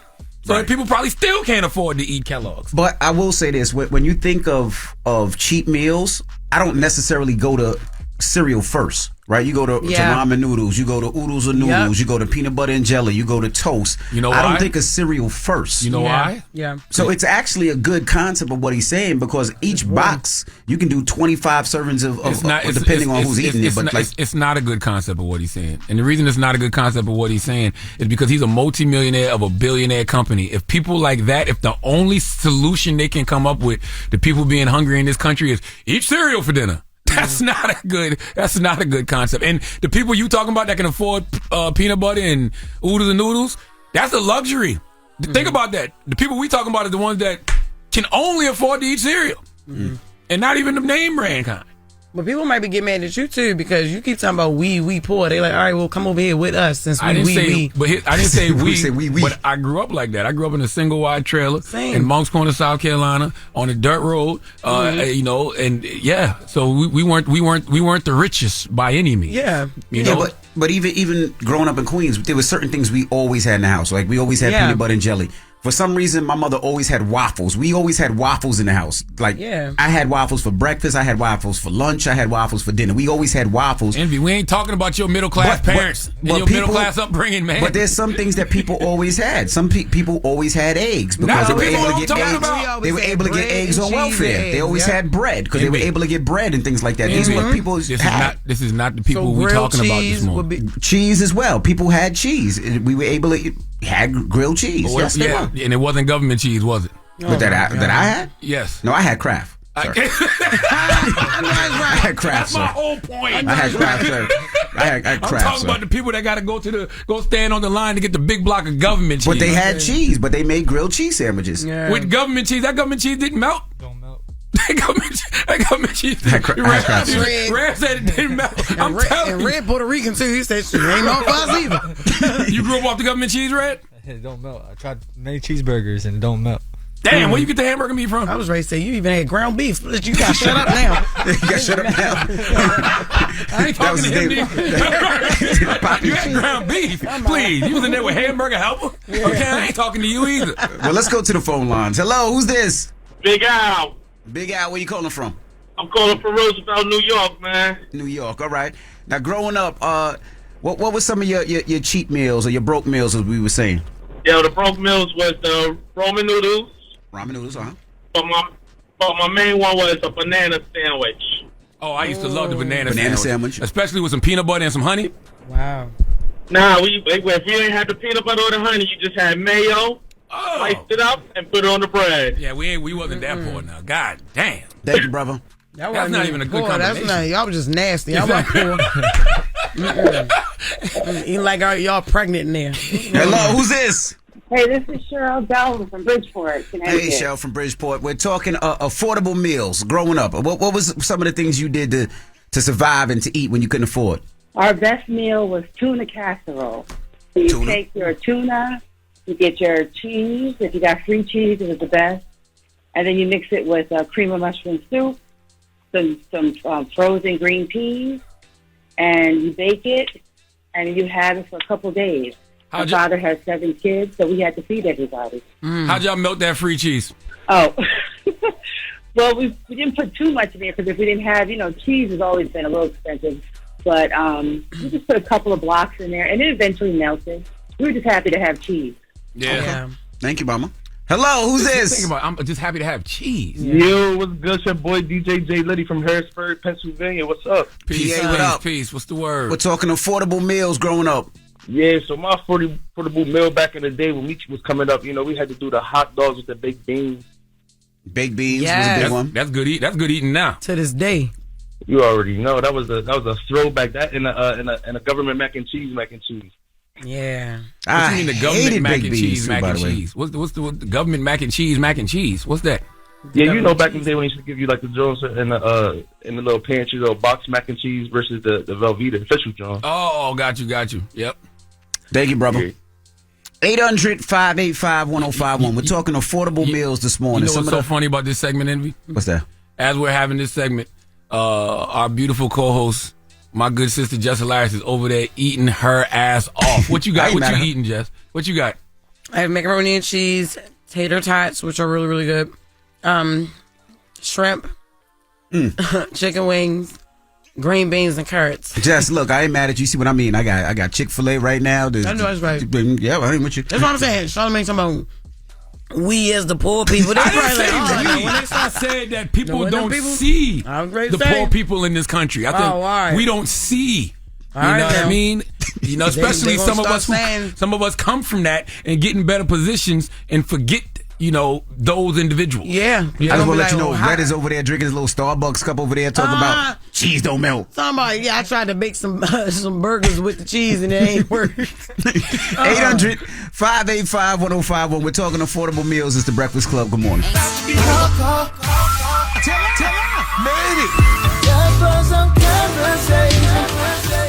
y'all talking about it, we talking about it. It's topic time. Call 800-585-1051 to join into the discussion with the Breakfast Club. Morning, everybody. It's DJ NV, Jess Hilarious, Charlamagne the Guy. We are the Breakfast Club. Now, if you're just joining us, Charlamagne gave Donkey today to who? Gary, what's Gary's last name? He's the CEO of Kellogg's. Gary Pilnick. Yeah, Gary Pilnick. He's the CEO of Kellogg's, and he was on CNBC's Squawk on the Street, and he said that poor families should eat cereal for dinner, which so many poor families are already doing. And the irony of what he said is, even growing up, Kellogg's was not affordable. Like everybody, we were eating Great Value everything. Great Value Frosted Flakes, Great Value Raisin Bran. Okay, there was no, there wasn't Kellogg's like that. Yeah. All right. So we're asking, what are some of the affordable meals that you guys ate to survive? Hello, who's this? Hello, this is Gigi. How are you? Where you calling from, Mama? I'm calling from the best city in the world. The best city in the world. Where's that? She too busy spending all her money on food and not phone service. Yeah, best city in the world. No, not true. Not true. First of all, originally from Miami. Ow. Okay. Ow. Cuban. Ow. Okay. Voted for Trump. Okay. So we're gonna. Ow. No, never. Ew. He tried it. And Cubans in Florida be voting for Trump. Not this one. What's some of your broke meals, boo? We got rice and eggs. We got rice and cheese. We got rice with everything. That's right. We got Cuban bread with avocado. Y'all charging $10. We've been eating this off the tree from the back of the house. I know that's right. That's our African roots, right? Because if you go to places like Ghana, they eat a lot of rice and stuff in the morning, and they eat that. Brandon is from Ghana. That stuff that you got to dip, like the doughy stuff, and they eat that because it sticks to your ribs. Because that might be the only thing they eat all day. Yeah. Brandon, come in here and tell me what that stuff is called. You from Ghana? Hello, who's this? Brianna. Hey, Brianna, we're talking affordable meals. What's some of those meals you prepared and made to make sure that you were good for the rest of the day? Okay, so I have a family. So my family struggle meal is kielbasa sausage. Kielbasa sausage? Kielbasa sausage. This ain't no struggle meal. She No, talking. I understand. I know what she's saying. No Kielbasa sausage. Girl, what? That was sausage and potatoes? Keep going. This ain't no struggle meal. And some peppers. Yes, that is for a family. Where you from? Where you from, Mama? I'm from Queens originally, but I live in Jacksonville, Florida. And that's what I try to tell people, is also where you from. Because in New York, growing up, you could get kielbasa for cheap. You can get the beans and the hot dogs you can get for cheap. Those are the things that you can get for cheap that other people usually couldn't get. But kielbasa was very cheap as a kid because when we always had kielbasa. For some reason we always had meatloaf. My mom got meatloaf. These were the cheap meals. You were middle class, Envy. But I'm telling you what people were able to get for cheap because we all went to the same grocery stores or got it from the same place. Those were the cheap meals. Now, Brianna, keep it G. Was you like broke, or was you just, you just wasn't rich? Not mine. What's the moral of the story, What's that guys? stuff called It depends on where you live at. No, you dip the fufu. Fufu. Oh, fufu. Yeah. Oh, yeah. But a lot of people eat that now. Okay. So that's what's up. All I'm right. not gonna lie, I'm hungry. But the moral of the story, right? The moral of the story is what? It depends on where you live. No, I don't think it depends on where you live. That's Some what of these you just meals said. sounded great. That sausage, pepper, and potato. I eat that to the this day. peppers and all that. Yeah. She bugging. Whoa. You put me some chicken sausage in there with some potatoes and some peppers. I ain't eating broke friends no more. I'm eating better. Talk about, yo.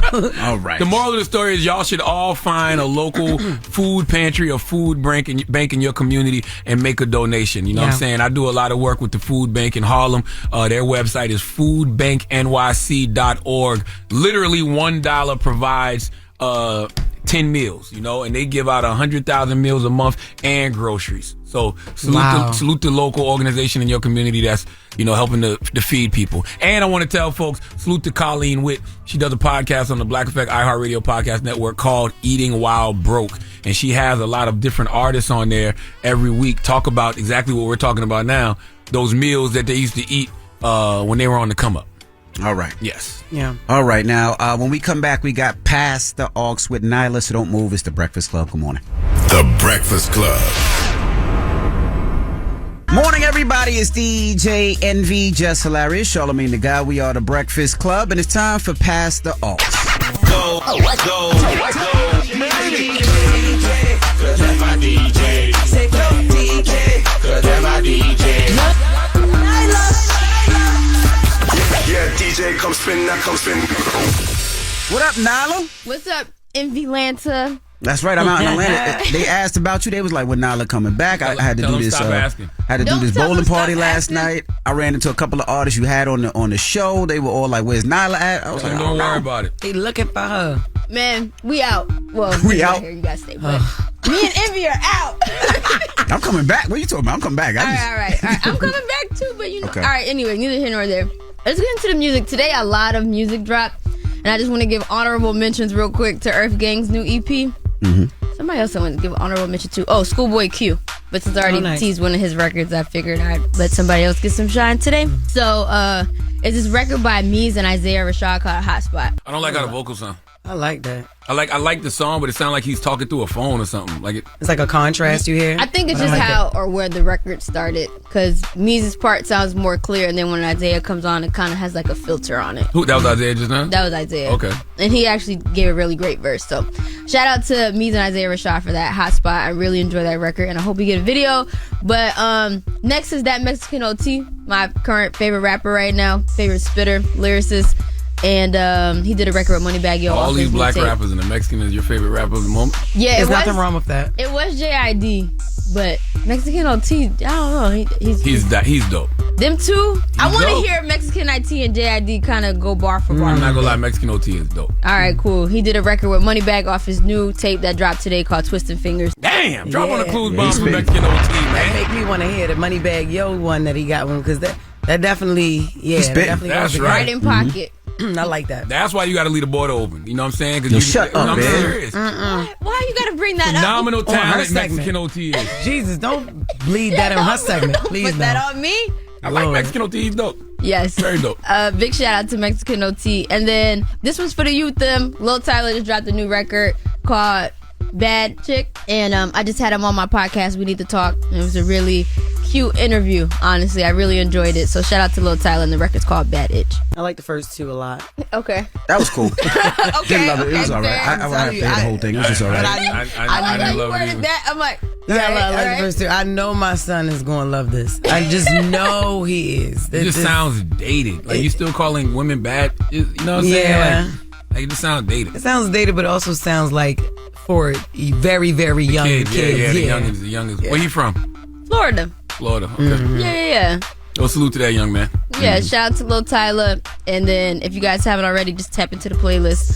All the music is there. Again, shout out Earth Gang and their new EP. I really like it. I really like the record Blacklight on there. If you guys, of course you do. I love Earth Gang too. They're from Atlanta. I just knew you had to get some type of Atlanta representation. This has nothing to do with Atlanta representation. I know you didn't play any music, but you had to get some type of Atlanta representation. I'm just genuine fans of Earth Gang, and I just wanted to shout them out. I love them too. Earth Gang. What's the name of their EP? So I know. Yo, this guy. I love Earth Gang. Just ignore them. I do love Earth Gang. They dope. What's your problem with Atlanta, man? I don't have a problem with Atlanta. I have a problem with you being in Atlanta. Your Jess has been rubbing off on you. Yes, I know, right? This is crazy. But their EP's called Robphobia. Robphobia, okay. Yes, so shout out to Earth Gang. And then, yes. I just want to know what it means, so I don't do it. You gotta just break it apart. Rob-phobia. That's it. I'm Just sorry, break it it's apart. Robophobia.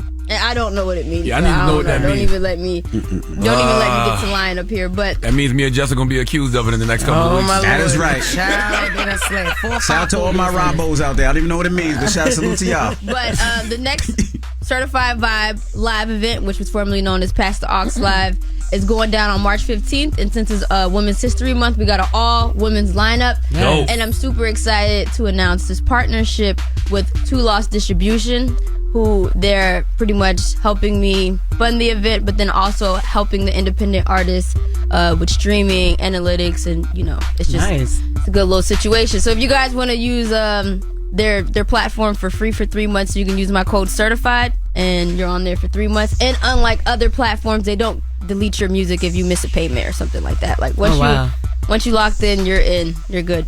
That's dope. What's up. Forever proud of you, Nyla. Yeah. Except for when you in Atlanta. But other than that, wow. All right, thank you, Nyla. Appreciate it. Growth. He got a growth phobia. This is crazy. He's growthophobic. Up next is the People's Choice Mix. Let's go. It's the Breakfast Club. Good morning. It's Women's History Month, and we're celebrating the most influential women in history. Check out this phenomenal woman. Morning, everybody. It's DJ Envy, Jess Hilarious, Charlamagne the Guy. We are the Breakfast Club. Now, today starts the International Women's Month. First day of... Yes, thank you. Yes. I am a woman, so that is great. And every day this month, I'm going to be honoring a woman. Now, the fact that it's history, it does not have to be, it could be a woman of my history, a woman that's in history, African-American history, American history. And I'm going to start the first day by honoring my mother, the woman who gave me birth, Robin Ann Bradshaw. She became Robin Moore, and now she's Robin Bradshaw again. I love my mother, yo. And I remember only getting beat by her one time. Actually, she never even beat me. She hit me, and I flew in the closet.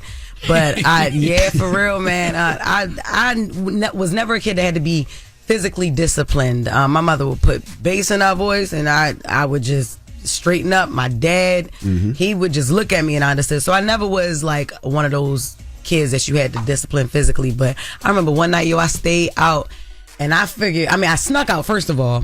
And she used to go to the bathroom in the middle of the night, and she ain't never look in my room. I don't know what told her to look in my room. Maybe it was mother God. Instinct. I know she looked in there, man. I wasn't in there, so she started calling my phone. I got the phone call. I'm like, yo, I was in a movie with this little boy. He was so cute though, and I answered the phone, and she was like, you better get your ass in this house, and I didn't come in the house because I felt like, yo, I was already out. You was gonna get beat regardless, so right. So why not just stay out, So I came in the house at like 5. It was already 2:00 when she called me. I stayed in the house. No, it was like 12:00. I'm sorry, 12:00 when she called me. I stayed out till like 3. So I'm sneaking in the house. Yeah, sneaking in the house. And mind you, I was 14 years old. Sneak in the house. Oh, you deserve to be. Yeah, lights was out and everything, right? And you can get to my room before you even get to her room. I go in my room. I turn my little nightlight on. She's sitting in the chair in my room. Ready. What? Let's go, Miss Robin. Pop me. I said, wee. Flew in the closet. Let's go, Miss Robin. That was it. She ain't say nothing. She ain't. I ain't even get up nothing. I slept in the closet, my nigga. I was like, nah, I'm done. I ain't even want to move because I felt like if I came back out the closet, she was gonna beat me again. But she was gonna hit me again. But that's my mother. That was the only time she had to put her hands on me. And I ain't gonna say I ain't never do that again, but I waited a couple years. That stung for a while.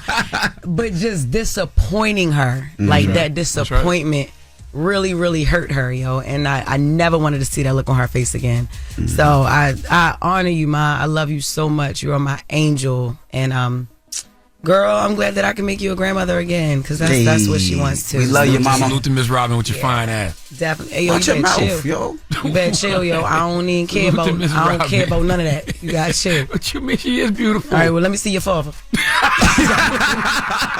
Don't play with me, yo. Don't play with me out. When we come back, first day of Women's History Month, man. That's right. When we come back, we got the positive notice. The Breakfast Club. Good morning. Morning, everybody. It's DJ Envy, Jess Hilarious, Charlamagne the Guy. We are the Breakfast Club. It's time for a positive note. What you got, Charla? Well, I want to tell everybody too, man. Make sure you go out there and pre-order my 3rd book. It'll be out in May. It's called Get Honest or Die Lying, Why Small Talk Sucks. It is available for pre-order right now. It'll be out May 21st, 2024, but it's available for pre-order right now everywhere you buy books, okay? Get Honest or Die Lying, Why Small Talk Sucks. My 3rd book will be out May 21st, but it's available for pre-order right now. Now, the positive note is simply this. He who is not courageous enough to take risk will accomplish nothing in life. You like that one, Jess? No. Just basically take risks. What? Oh my gosh. It's the Breakfast Club. Have a good weekend. Breakfast Club, bitches! Y'all finished or y'all done?